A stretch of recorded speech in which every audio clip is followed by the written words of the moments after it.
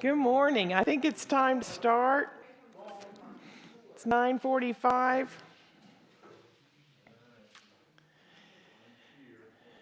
And as we talked about Sunday school, I realized that I didn't ask anyone to teach. So I wasn't preaching today, so I'm teaching. So I know I'm not doing anything. That's right. Not doing anything. Yeah.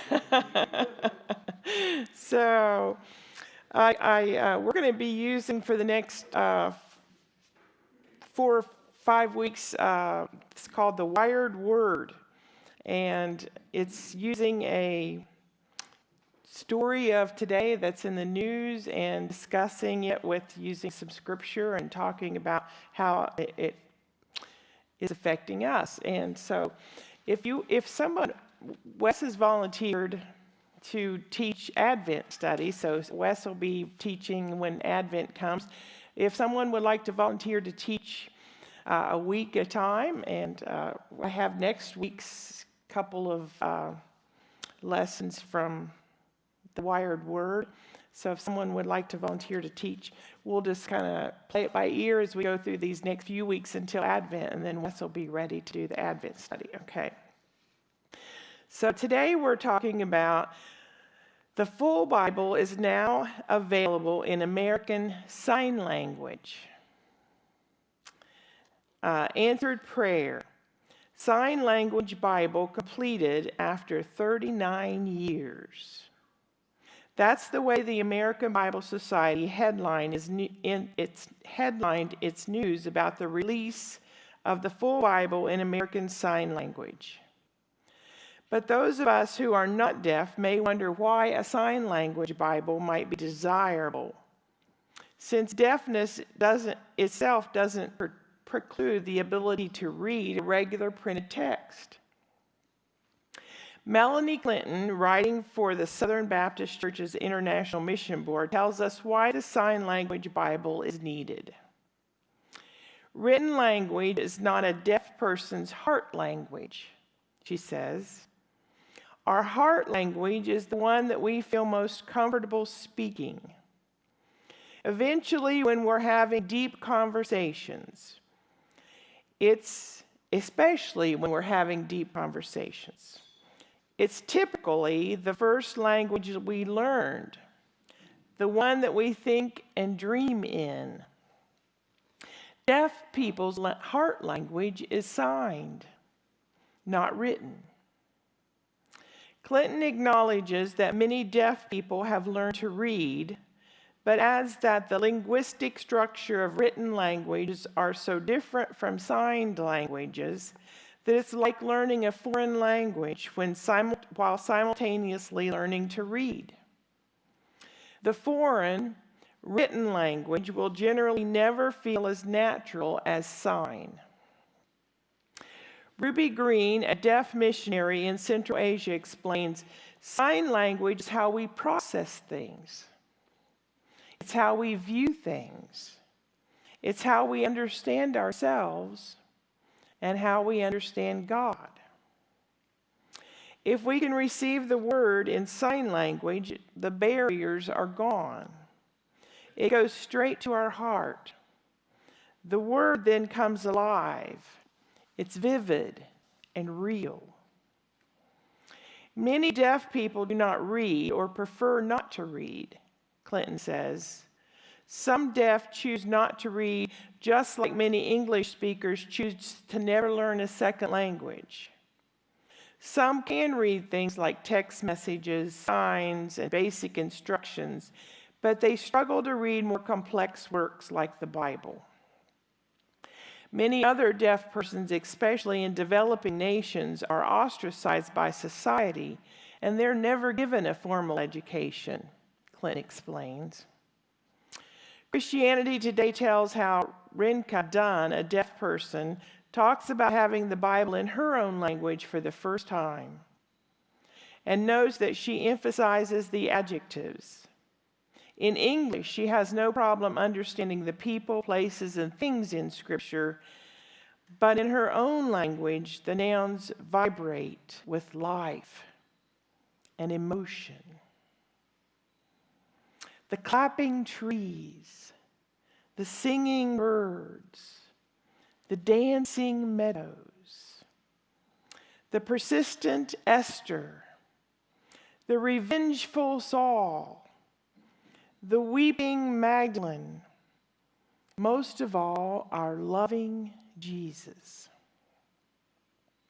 American Sign Language is not English turned into hand motions. Rather, it's a full language developed by deaf people into their own vocabulary and grammar. Thus, creating the ASL Bible was a lengthy project requiring effort from a skilled group of deaf people trained in biblical languages. Harold Noe, a Hebrew and Greek scholar who worked with deaf missions, said in a 2004 interview that the translation can be difficult because ASL has a different syntax than English. The same sign used for resurrection is a sign for stand up. Noe said, I recall working with some children at Iowa School for the Deaf. When I signed this sign for resurrection, the kids would stand up. And I kept saying, no, it's not time to go yet. The work on the ASL Bible translation began in 1981 when Dwayne King, a minister in the Independent Christian Church, who was a hearing person, recognized that English was not the heart language of deaf people in America. Although a hearing person, King had previously started a church for the deaf and learned to sign. But many deaf people didn't attend because they couldn't understand what was going on. So King decided the Bible needed to be translated into ASL. Working with deaf missions, he helped to start the project. Other Bible translation agencies, including the Deaf Bible Society, provided the additional support. We note that some announcements as the completion of the ALS Bible described it as the first such Bible. That overlooks the fact that in March of this year, the Jehovah's Witnesses announced that their ASL Bible was complete and ready for use. We suspect, however, because the Jehovah's Witnesses have their own translation of the Bible, the New World Translation, which sometimes renders key passages such as those about the nature of Jesus Christ differently from the English language Bible translations that are orthodox. Christian groups discount the Jehovah's Witnesses ASL Bible. Thus, we can probably say that the new Bible just completed is the first mainstream ASL Bible. The ASL Bible is available online for free. And you can read more about this story. It's in Christianity Today, but there's a website on here that gives it's www.deafmissions.com/ASLV. What do you think is meant by one's heart language?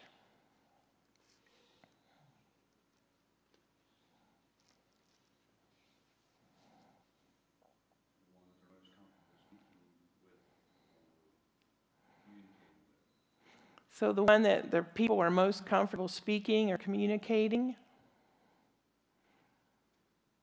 Sometimes we won't communicate that way. We feel it when we don't speak it. Sometimes we feel things.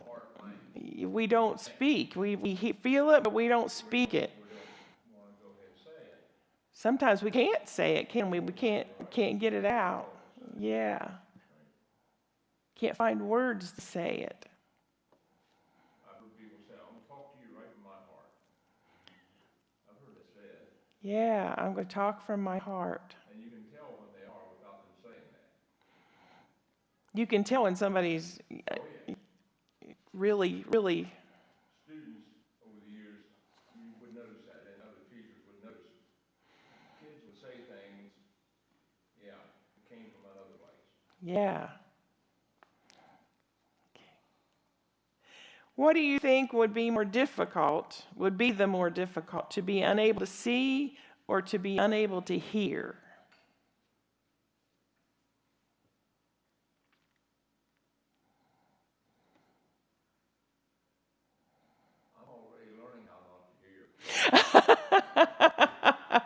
We, audiologist told me down the road here. we all have to learn how to not hear. And sometimes as we get older, our ability to see kind of goes too, doesn't it?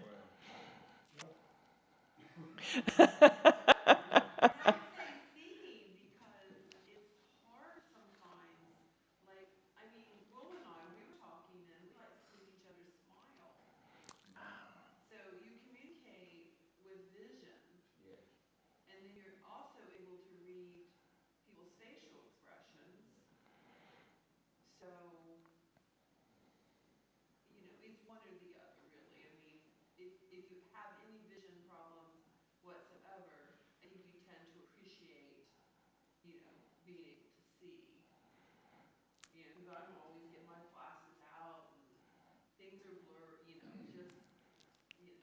Being able to see, and this has come to reality when we put the masks on and we can't see each other's faces, we can't see smiles, and we don't recognize people, do we? I think it would be worse to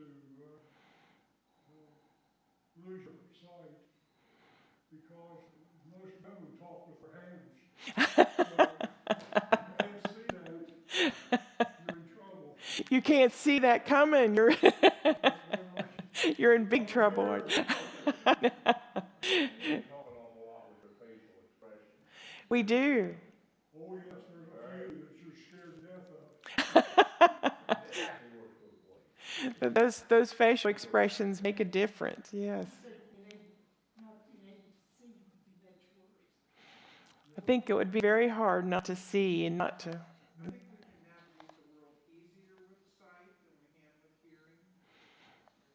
And so maybe that's why, the loss of sight would be harder than the loss of hearing. But, I've never experienced loss of hearing. I don't, if I don't have glasses, I can't see. So I do know that feeling, and it's not a good feeling not being able to see. So we feel like not seeing then would be harder than not hearing. But I've not been able to not hear either, so I'm not sure. I had a friend who had always had good hearing. In her retirement years, she went to bed hearing and woke up and could not hear anything. Wow. One day, change. It's been corrected, and it was a brain tumor. And she got the implants, which has helped. But I can imagine when sudden, either one's tough. Yeah, I would say either one is pretty tough, I think. With hearing, if we listen, if we pay attention. The same way with sight. Because most everybody in here's found out if they're working on a car, sometimes you can't get their head far enough away. Yeah. Reading from your notes, you got glasses on, but to look back off in the room, you take them off. We Slow, and you kind of adjust. kind of adjust as we go. Yeah, we do adjust. So not being able to ever see or hear may be different than someone. The body compensates. Mm-hmm. Our body does compensate for that, and Particularly if one eye goes, the other improves. mm-hmm. I'm sure hearing improves with loss of sight. I'm sure one sense gets better when the other's not working. Great. My mom has experienced some significant loss of hearing as she's aged, and I think that it's more frustrating for me, for her not to hear, than it is for her not to hear, because, it's just the constant repeating, the constant getting louder, and she will get frustrated, but I think I get way more frustrated than she does. So it's frustrating for us not to be able to speak or hear our language, right?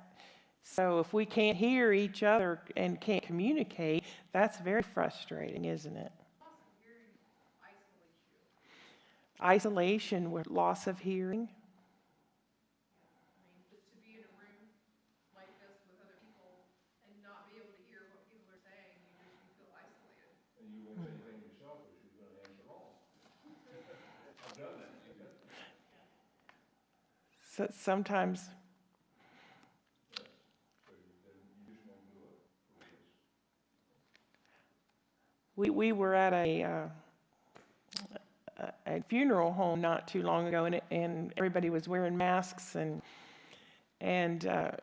Keith's uncle was talking to us and talking to us and talking to us, and I looked at Keith and I said, "Did you hear anything he said?" And he said, "No," and I said, "But we've been answering yes the whole time."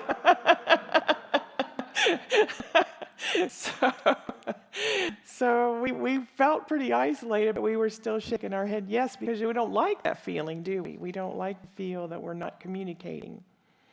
So I can imagine what it would be like for someone who's not feeling the ability to communicate. If you speak more than one language, which one, if any, would you identify as your heart language? In which one is easier to describe how you feel? So most of us in here